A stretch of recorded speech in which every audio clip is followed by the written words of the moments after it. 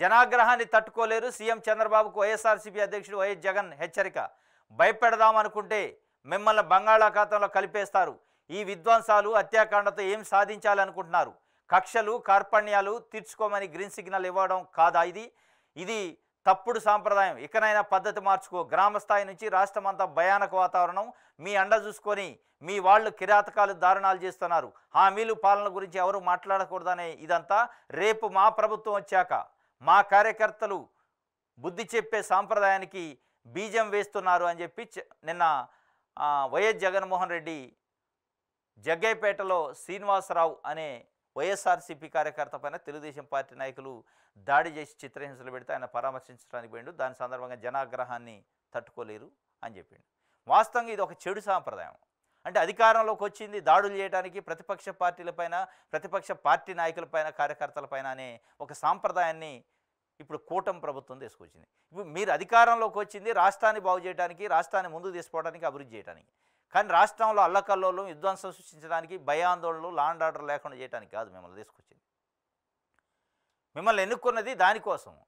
మిమ్మల్ని ఎన్నుకున్నది మీ ప్రత్యర్థులపైన కక్ష తీర్చుకోవడానికి, మీ ప్రత్యర్థి పార్టీల్ని పతనం చేయడానికి కాదు.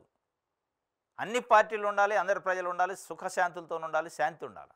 కానీ మీరు ఇవాళ చేస్తుంది విధ్వంసం. ఎక్కడికక్కడికే గ్రామ స్థాయి, డివిజన్ స్థాయి, మండల స్థాయి, జిల్లా స్థాయి, ఏ స్థాయిలో ఉన్న నాయకులు ఆ స్థాయిలో కక్ష సాధింపు కార్యక్రమం చేస్తున్నారు.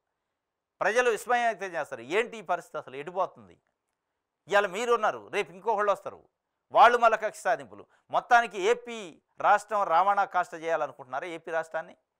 అంతేకాదు, ఇవాళ మీరు గెలిచారు 164 సీట్లతో కాబట్టి ఏదంటే అది చేస్తాం, ఇష్టం వచ్చినట్టు కుబ్బరవాడ కత్తిలతోనూ కొడతాం, చంపుతాం.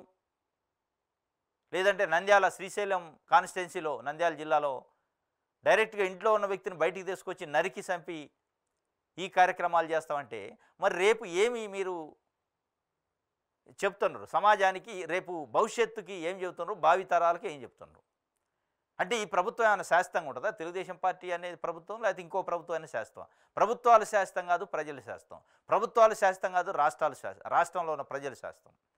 కానీ రాష్ట్రం బాగుండాలి, ప్రజలు బాగుండాలంటే ప్రభుత్వాలు ఏ ఉద్దేశం కోసం ప్రజలు ఎన్నుకున్నారు, ప్రభుత్వాలను ఆ ఉద్దేశాలు చేయాలి తప్ప మీ సొంత ఎజెండాని ప్రతిపక్ష పార్టీలు నాయకులపైన కక్ష సాధింపు కోసం కాదు, వాళ్ళ పతనం చేయడానికి కాదు అనేది గమనించుకోవాలి.